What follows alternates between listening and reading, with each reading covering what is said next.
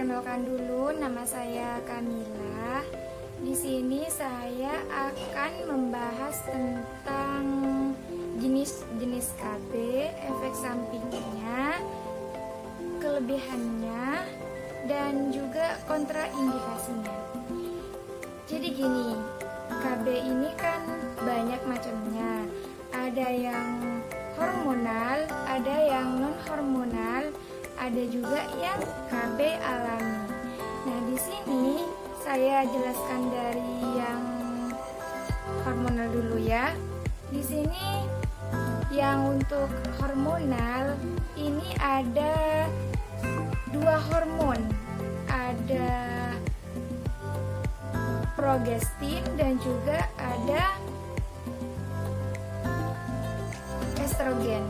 Nah, di sana kalau misalkan dari jenis-jenis KB tersebut beda hormonnya, kandungan hormon di dalamnya itu beda. Contoh misalkan KB suntik 1 bulan. Nah, itu kombinasi ada dua hormon. Jadi di sana ada estrogen dan progesteron. Untuk AKBK, alat kontrasepsi bawah kulit atau biasa disebut dengan implan, itu ada satu hormon progestin. Nah, dan juga ada KB suntik 3 bulan. Itu juga kandungan hormonnya ada satu, yaitu progestin. Nah, setiap KB yang mengandung hormon hanya satu, progestin, itu tidak mengganggu produksi ASI. Jadi itu aman untuk ibu menyusui.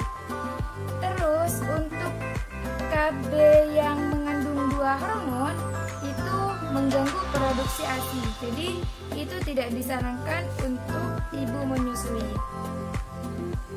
Nah, gimana efek-efek dari KB-KB tersebut?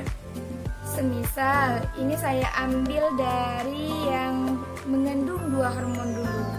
Nah, di sana yang mengandung dua hormon contohnya KB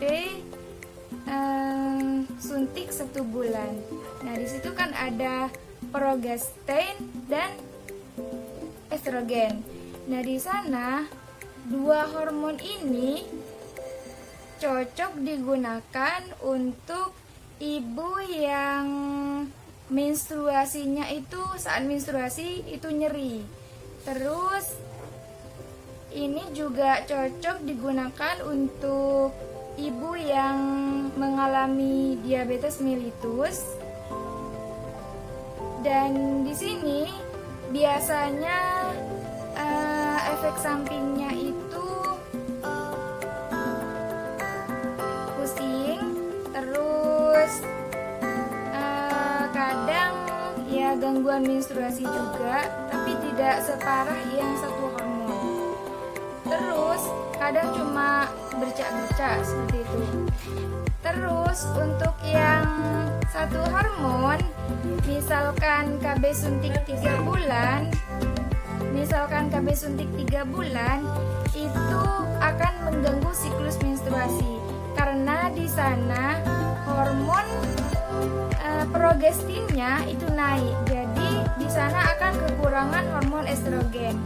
Jadi di sana juga akan mengganggu siklus menstruasi.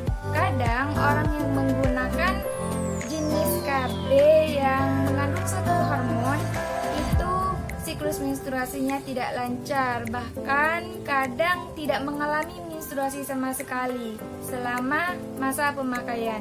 Nah, di sana juga kurang disarankan untuk orang atau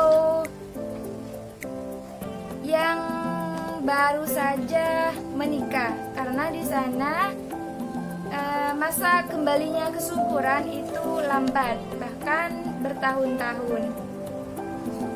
Beda dengan jenis KB yang dua hormon, di sana masa kembalinya kesuburan itu cepat. Jadi disarankan untuk pasangan yang baru menikah.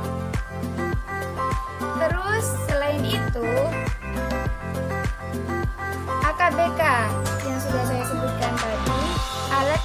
kontrasepsi bawah kulit. Nah, di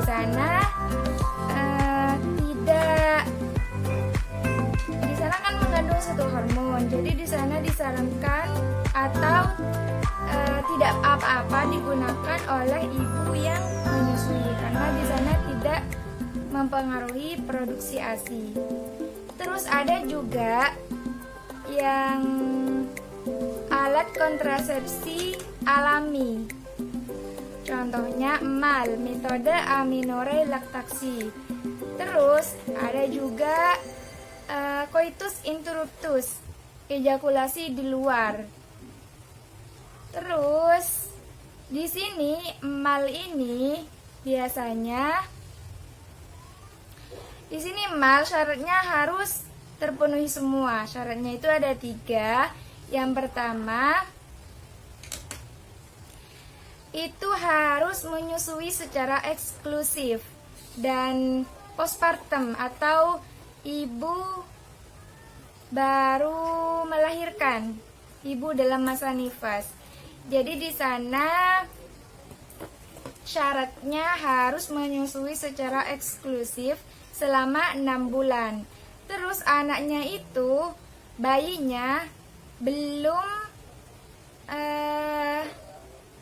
umurnya itu usia bayinya masih di bawah 6 bulan atau 6 bulan dah.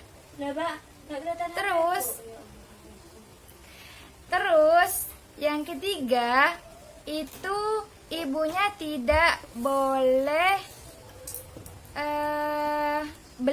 belum mengalami menstruasi. Kalau misalkan sudah mengalami menstruasi, maka di sana proses KB malnya itu sudah tidak berlaku lagi atau tidak bisa menggunakan mal. Terus ini juga ada coitus interruptus, di mana ejakulasi di luar. Jadi di sana meskipun ini kan termasuk ke alat kontrasepsi ya, maksudnya mencegah kehamilan, tapi di sana itu